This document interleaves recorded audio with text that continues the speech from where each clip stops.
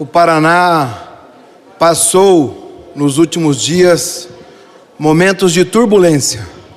Turbulência política, turbulência de apreensão, turbulência que deixou, inclusive, essa casa abalada. Eu sempre sou cuidadoso a fazer alguns movimentos na política.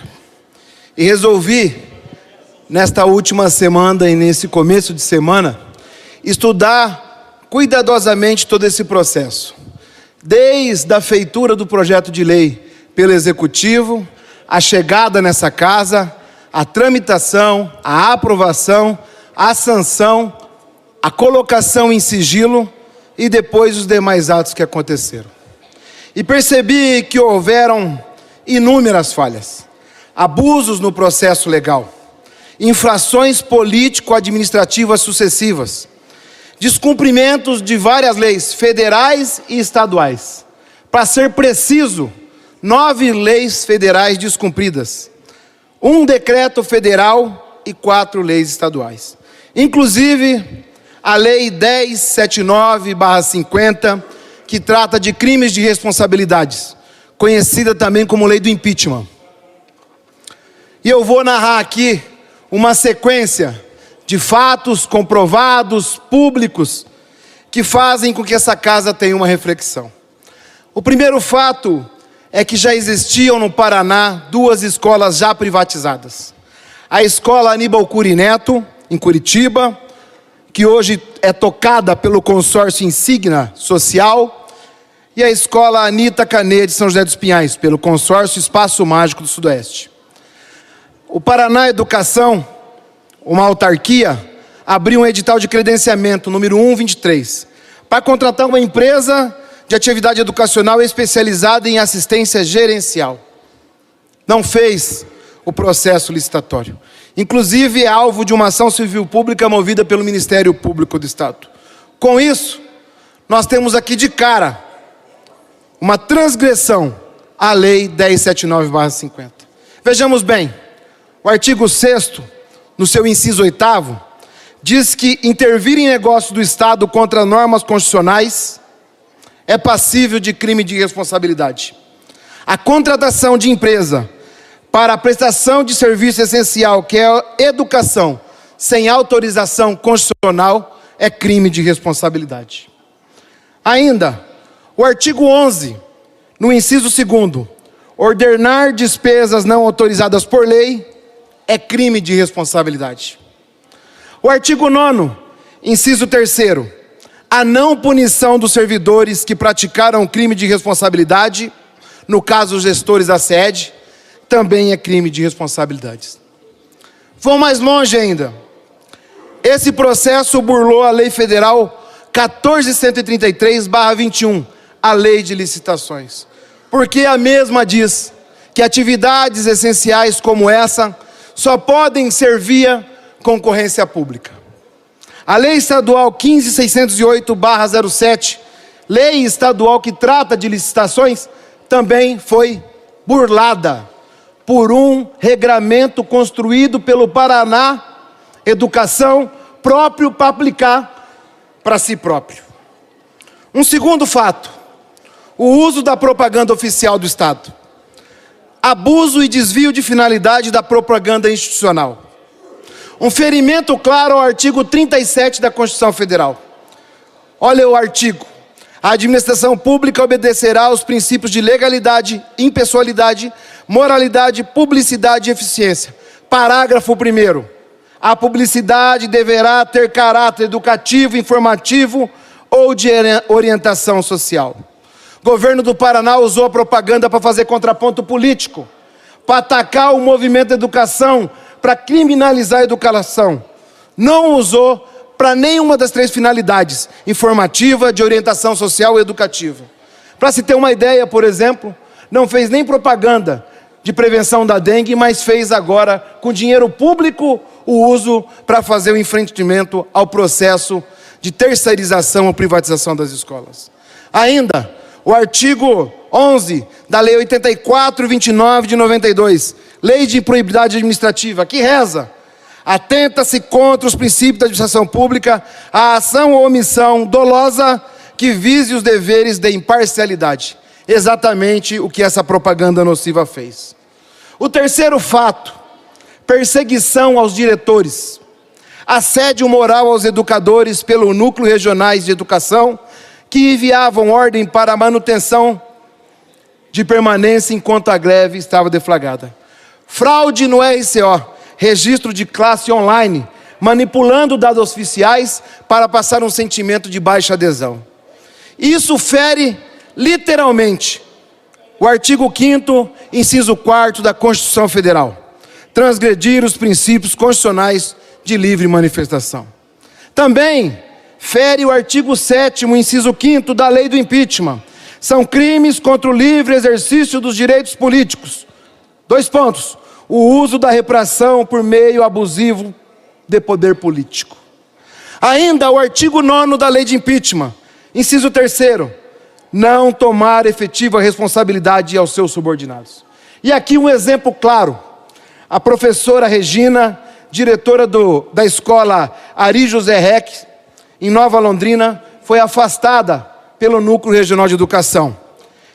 Em decisão recente do Tribunal de Justiça, no dia 12/6, ela foi absolvida e reintegrada. Olha a decisão do Tribunal de Justiça. Estava sendo privada ilegalmente do exercício de diretora por participar da greve.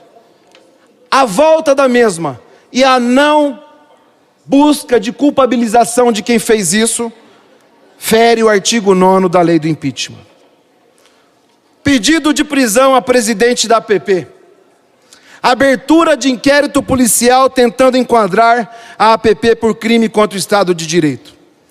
Claro abuso de poder político e agora com viés de prática antissindical expresso. Isso fere as convenções da OIT, Organização Internacional do Trabalho, principalmente a 87, a 151, a 154. Novamente, atenta contra a lei de improbidade, no seu artigo 11. E ainda fere o Código Penal, no seu artigo 340, crime de falsa acusação, que diz claro no artigo: provocar a ação de autoridade comunicando a ocorrência de crime que não foi verificado. Quarto fato: disparo de vídeos aos pais de alunos. Uso da máquina pública para convencimento político. Fere o artigo 10 da Lei de Improbidade. Diz o artigo 10: constitui ato de improbidade administrativa que cause lesão ao erário público o uso do banco de dados. E o disparo para fins não educacionais é o uso do dinheiro público de forma irregular. O artigo 7º da mesma lei, no inciso 5, servir-se das autoridades sob a sua subordinação para praticar abuso de poder. Foi isso que praticou o governador do estado do Paraná. Vou mais longe, e de forma recente, há uma legislação que cuida disso. Lei 13.709/2018, Lei Geral de Processamento de Dados. Artigo 2º, inciso 1º. A disciplina da proteção de dados tem como fundamento o respeito à privacidade, não cumprido. Artigo 6º, inciso 9º. A não discriminação, impossibilidade de realização de tratamentos para fins discriminatórios, ilícitos ou abusivos, ferido também. Por fim, último fato: imposição de sigilo. Diário Oficial do Estado do Paraná, dia 4/6, sigilos de 5 anos, no mesmo dia que a lei foi sancionada.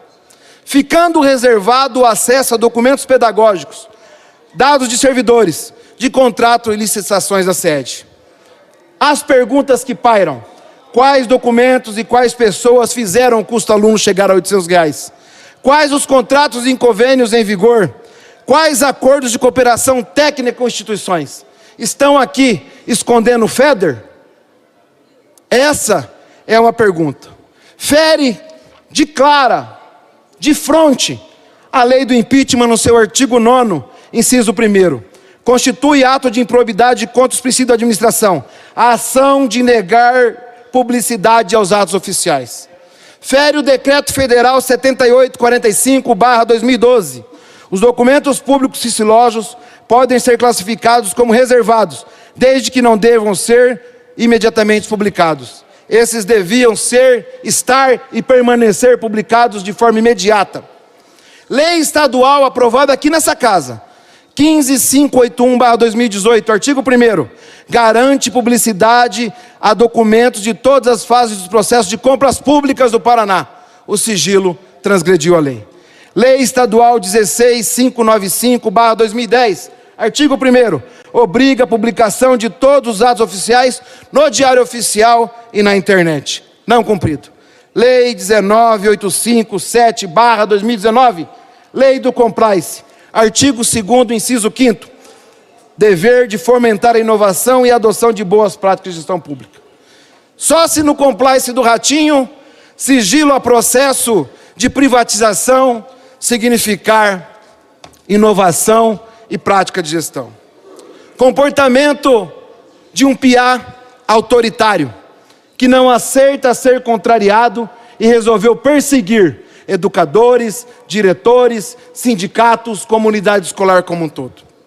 Criou o gabinete do ódio do Paraná com recurso público, usando banco de dados, ferramenta de disparo e bancando e custeando propaganda mentirosa, propaganda de fake news sobre o seu ponto de vista político do processo de privatização das escolas.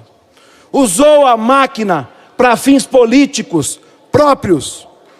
E o sigilo? O que esconde o privatizador do Paraná? Quais elementos tiveram que ser tirados da cena no momento em que o povo do Paraná se debruçava para debater o processo de privatização? Um abuso claro de poder político. Confunde o privado com o público. E aqui o nosso recado. O Paraná não é a rede massa. Nós não somos propriedade privada. Não aceitaremos um tratamento dessa forma à educação pública e aos seus servidores aqui no Estado. Ninguém está acima do processo legal e nem da lei. O governador precisa pagar pelos crimes de responsabilidade que cometeu. Nesse momento, senhor presidente, protocolo e deixo aberto o pedido de impeachment do governador Ratinho Júnior, com base em todos os elementos elencados durante esse discurso, em peça legalmente produzida e protocolada, e fica aqui aberta aos deputados e deputadas para assinatura, para que a gente livre o Paraná das desobediências, da maleficência feita pelo entendimento político do governador, que não quer respeitar a legislação que foi objeto de juramento na sua posse. Simplesmente querer tratar o público com a maneira que leva o privado, passar com prepotência sobre as instâncias, não respeitar essa casa de leis, não respeitar a educação pública, não entender que ela era um serviço essencial e produzir tantos efeitos, tantos crimes de responsabilidade, é objeto sem dúvida de uma apuração por parte desses deputados aqui da nossa casa. Para o bem do Paraná, impeachment do Ratinho já.